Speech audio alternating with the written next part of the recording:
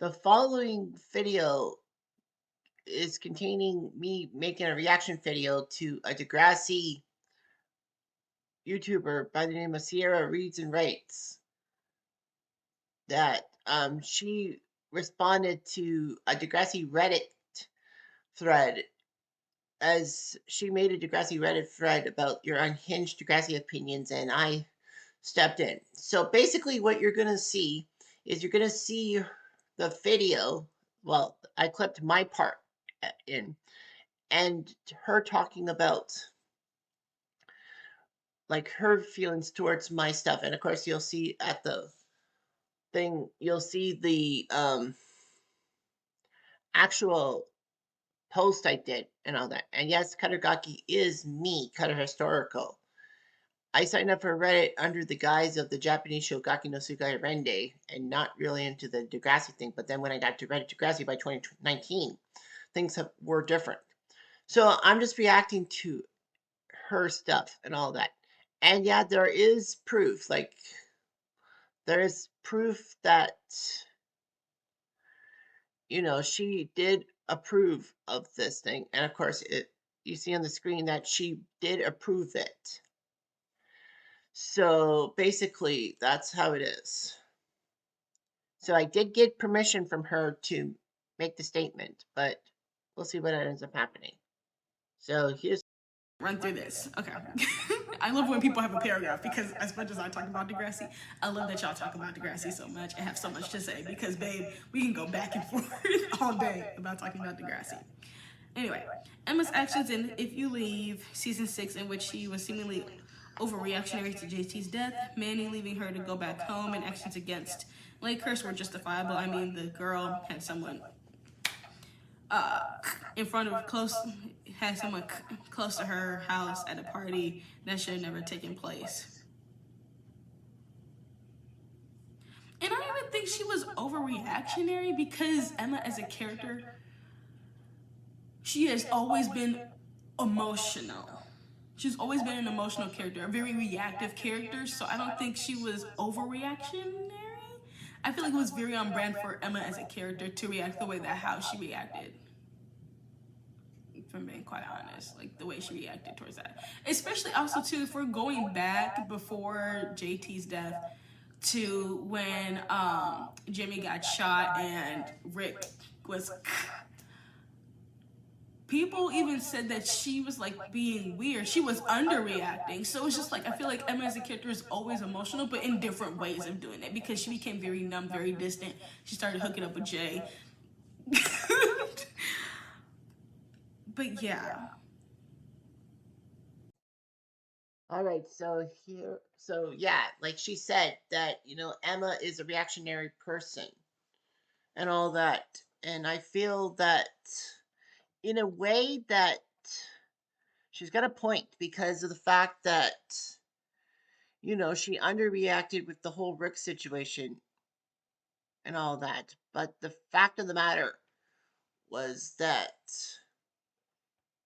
you know, Emma didn't react as much in season 4. She just went to the ravine with Jay, I think, as a way to try to get people to think that she's fine again. Because of the fact that, she also had to believe that, she had to be normal for everybody, but she didn't really see how hated she was by people from season 1 till Rick and the situation. So anyway. So I agree with this comment. Like, everything about Emma is justifiable. It doesn't mean I like her. I still don't like Emma as a character. But how she reacted does make sense for her as a character. Maya's actions in season 14 to do with Miles was just her guilt and Cam manifesting itself into problems that people ignored or basically thought Maya was crazy. Exactly. Someone finally gets it. Which is why I highly recommend, I'm gonna keep saying this, watch my Maya, Cam, Miles, and Zig video. You have to watch it. Because I swear, everything related to Cam, it just like manifested as a big dark cloud over Maya and all of them, to be quite honest. Miles just came in and he became a new student. He was a new student. He was newly involved in this situation. But Maya had such a traumatic past hanging over her head. Hey, Jay is the biggest stuff on. That's funny how it ended like that. But the fact is that, yeah, I feel that in a way, she gets me. She gets me good in a sense that, Maya, her actions in season 14 to do with Miles was just her guilt about Cam manifesting itself into problems. But when I look at it, is that, Maya had a chance to save Cam's butt and she failed. And, season 12, 13, 14 were all one school year. So within that one school year, through it was 3 seasons of Degrassi, we find out how much Maya was holding the Cam situation. And people wanted her to talk about Cam. And she said Cam was selfish for what he did. Like, I get it. And she is correct. Like, Miles, she just saw the situation that Miles was acting this way and wanted to save somebody in a sense so that she could manifest her thing and save herself and smile when Miles finally got his answers and all that because now she doesn't have to live with the guilt and she can move on with her life. Unfortunately, next class season 3 would be the kicking point that she actually did not actually get over it. And also, let's not forget too that um when they talked about Emma with her guilt with the Rick situation and all that, they didn't really talk about it. Like it came back in If You Leave, but they didn't really talk about much after that. Maybe it was a faux pas by the writers. People's shoulders, getting getting Sean, Emma Spinner, JT, Peter, and even managed to do uncharacteristic things. Peter was always already uncharacteristic. I don't know what you're talking about. Peter was always already unhinged. But I don't completely disagree. That's gonna be in a separate video. Why some characters that didn't change. Maybe it was okay if they didn't change. So Jay is definitely in that video. I'll be filming that sometime soon, eventually. Snake was pressured by Audra Torres and Hollingsworth, Mr. Hollingsworth, the mayor, to bow down to them to save his job. Audra season 10 to 12 and Mr. Hollingsworth season 14, next class, especially with Miles starting the fire, Frankie's racist poster, and Hunch's actions at the prom. Why Snake didn't give them serious punishment has to do with pleasing the mayor. I don't know if it's pleasing the mayor, but I think it's also too with Snake as a principal. He already had been through so much before, and it's not excusing him for not taking those specific situations seriously to the full extent. I think it had to do with the fact that Degrassi had such a negative reputation beforehand with the whole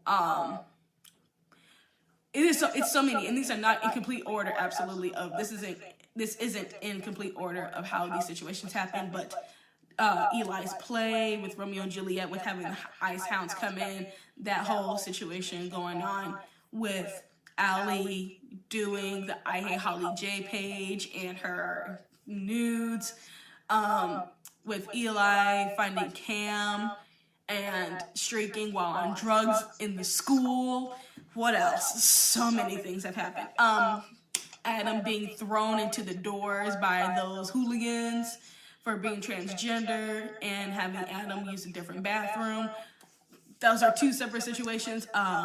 Drew and Bianca's whole thug situation. Oh my God.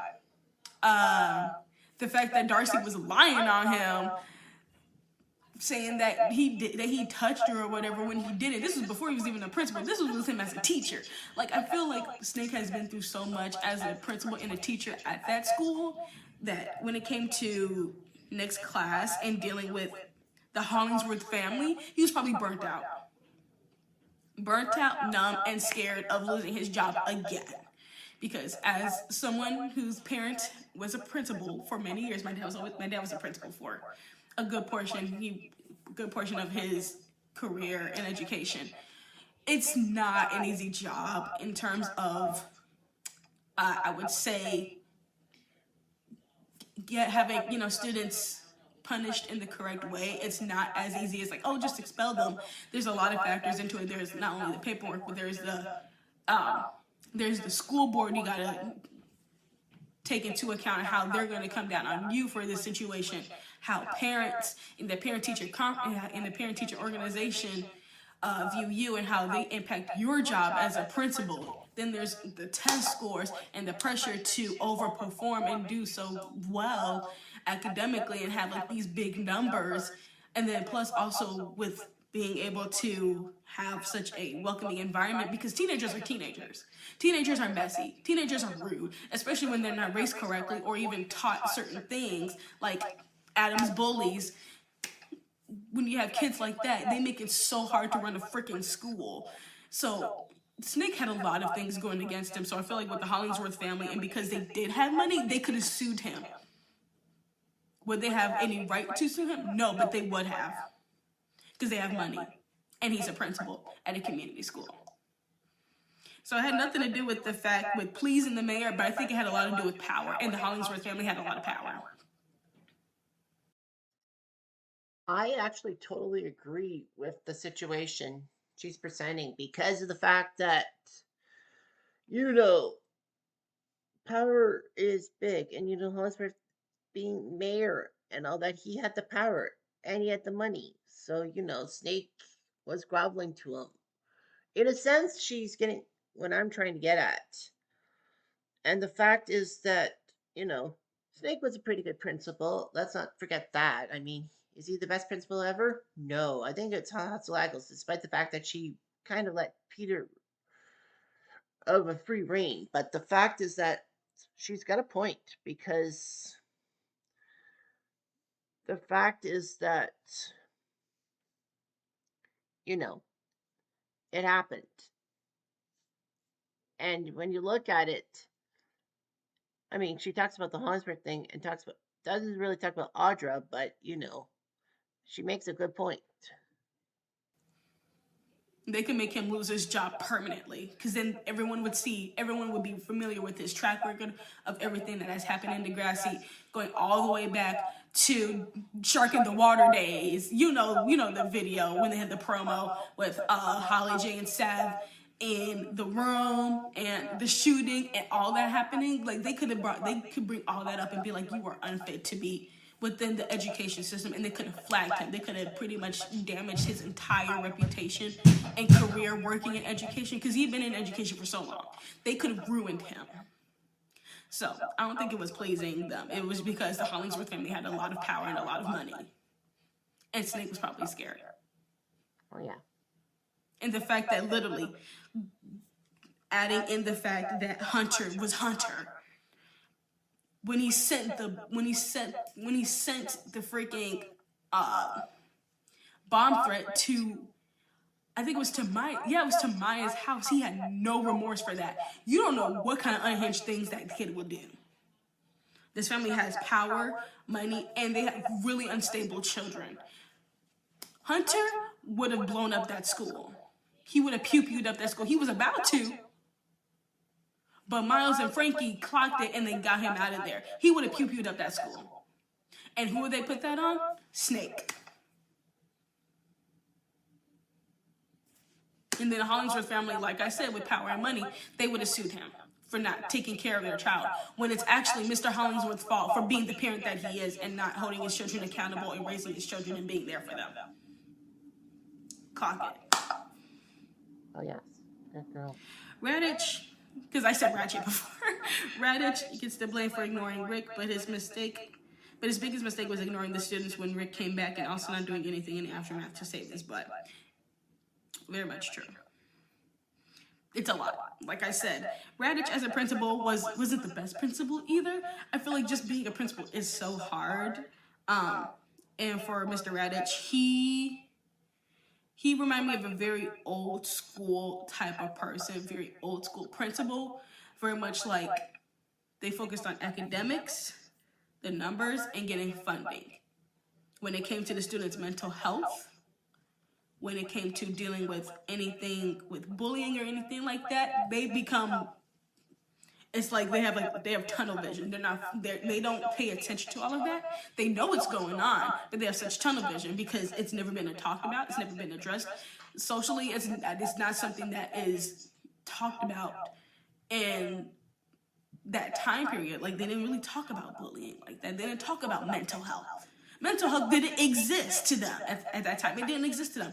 It was pull yourself up by your bootstraps, do what you're supposed to do, focus on your hard work. It was hard work, ethics, and money that was more important than anything, and power. They did not care about mental health. All right, so I'll stop it there. And, a lot of people will be probably thinking, what the heck am I talking about? He ignored Rick in that Talking Time Stand Still Part 1. But that's not what gets me. It's what he did beforehand. I mean, let's not forget the whole thing started with him allowing Rick to come back to the school in the first place. I mean, when you look at it that way, I feel that, you know, it just doesn't make sense. The whole thing just can't make sense, won't make sense, better not make sense. But when you see it, it's that, he should not have let Rick back in school. But with no criminal charges, I mean, what could he do? I mean, he could have just told Rick to go to another school because of how Degrassi is. And he kind of saw that Degrassi wanted his blood, if you will.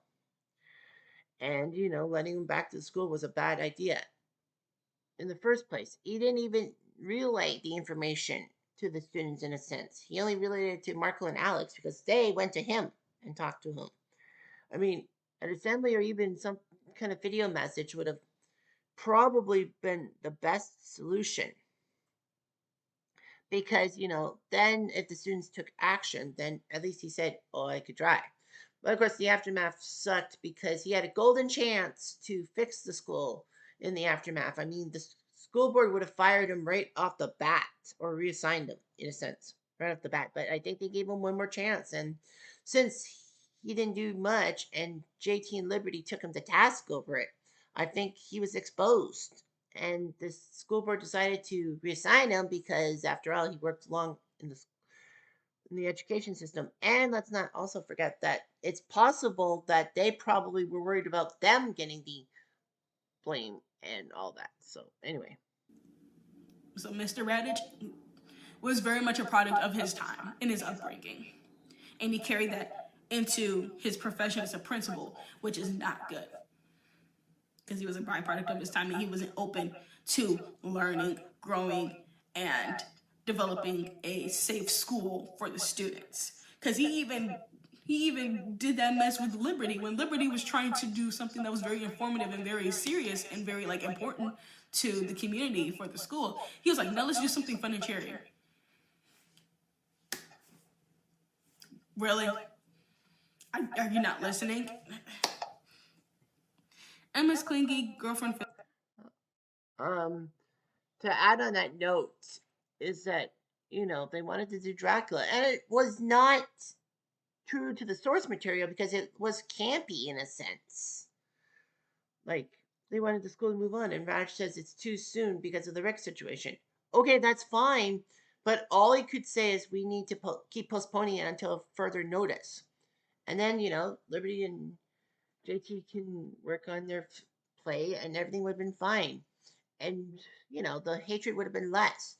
But he made it all about himself, and maybe he was frightened about repercussions from Rick's family. That's probably why we don't know if he went to Rick's funeral. He may have avoided it because, Rick's parents are going to want answers, and Raj doesn't have the answers. So, yeah, he just wanted, and he wanted the musical because it was supposed to bring Degrassi into a positive light for everyone because now they're on the 6 o'clock news and everyone's got the negativity about Degrassi and all that. And this is before the negativity of what she said about the moments when in his last year of being a teacher before he was principal and during his principal reign when Audra was bugging him. So he just wanted Degrassi to have better PR and all that. I mean, Hatzalakos didn't learn her thing with bad PR because Hatzalakos, I felt, decided to, let the Jane and Silent Bob movie go in Degrassi, even though that, it should not have been there. But I think that was a PR move as well. Anyway. This was attributed to the Rick storyline and explains why she would be with a blackmailer like Peter, who was hit hard by PTSD. Sean, different examples. Someone's hit by PTSD. Sean, someone just random Damien, and a seemingly fellow vegan, Kelly, and also explains why she tried so hard to keep the relationships, and when they fell apart, so did she. I kind of agree to this. Yeah. I feel like there's not much to say. It could also be the fact that Emma is constantly looking for someone to validate her. She did it a lot with Manny, and when Manny didn't validate her or agree with Emma 24/7, Emma would have a freaking conniption. She would like she literally went into a frenzy when someone didn't agree with her. And she sought validation from these guys, and the guys would give it to her, and then immediately everything would switch up, and she'd be like, what? And then she'll switch up, and then she'll become combative and defensive, like with Peter. And after the whole situation with Peter and Sean, when Peter even says like, good morning, I mean, she's like, don't talk to me. Even to Peter's mom, don't talk to me. Like I said, Emma's very disrespectful, but she became very defensive too immediately after that whole situation. She said, no, you crossed the line, and now I'm gonna stand 10 toes down, and I'm gonna slap you down too. Sean was the only person. Well, to that part, yeah, she sought validation. Something I keep forgetting to talk about with my stuff is that she wanted validation from Manny. That means what? Why she was a clean. Her and Manny kept falling out, and no, Emma isn't a saint for the relationship with Manny. Manny was a saint for putting up with Emma's crap, and Damien was right about that because Emma was not perfect. I mean, Emma had some good points, but not all the time. So Emma and all that. But yeah, she sought validation because she wanted a guy to agree with her and all that. And defending Peter with the Sean situation, I mean, she was on Peter's side until Jay and Manny made her realize that Peter was a scumbag, not Sean. I mean, Sean probably would have accepted his fate if Jay didn't tell Sean to flee. I mean, the fact is that, Sean only left the scene of that accident because Jay told him to. I'm surprised Sean didn't turn on Jay. But after all, Jay got Sean a job at his shop after he got expelled. But yeah, she needed validation. She needed a guy, and she wanted to be like everyone else. I agree with Ciara. She was kind of condescending towards Sean too. And then with Damien, I don't know why. Damien was just so unnecessary. With Kelly, she wanted that validation and that sense of belonging in college. I feel like they wanted to showcase that when you're in college too.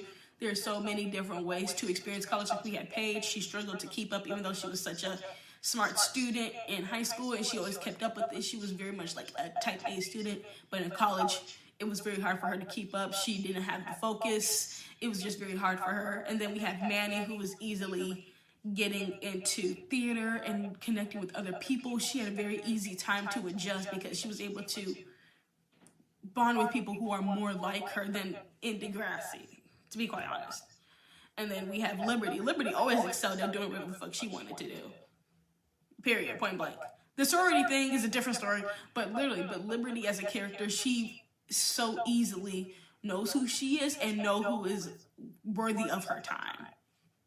So Liberty adjusting to college life wouldn't be that hard either for her, to be quite honest. I feel like the only way it would be hard would be dating.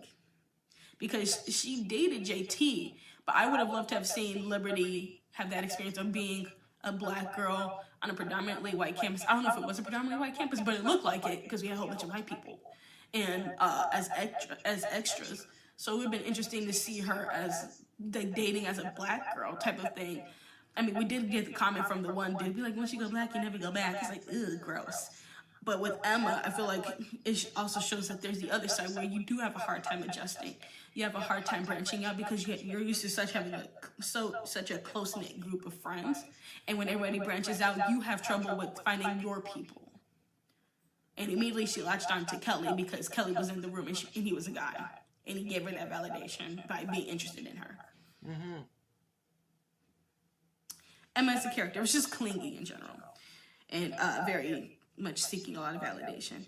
Rick was better for Degrassi school than you think, because if there was a Rick trial, Spinner and Jay and Alex would have been exposed for their backhanded friendship to the cops. Radish would have faced a bigger backlash. The students perhaps would have faced heavy consequences, including maybe Emma and Paige, because of the Orange Ribbon campaign that saw everyone use that to beat up Rick, and think the teachers would have been exposed. Yeah, pretty much. Yeah, it was. I wouldn't say better, but I feel like it was the easier option. Mm-hmm. So yeah, I wouldn't say better, but it was definitely the easier option, because if they had dragged out that Rick storyline, there'll be no coming back from that. As a Degrassi school, Mr. Radich would have never been able to be principal ever again.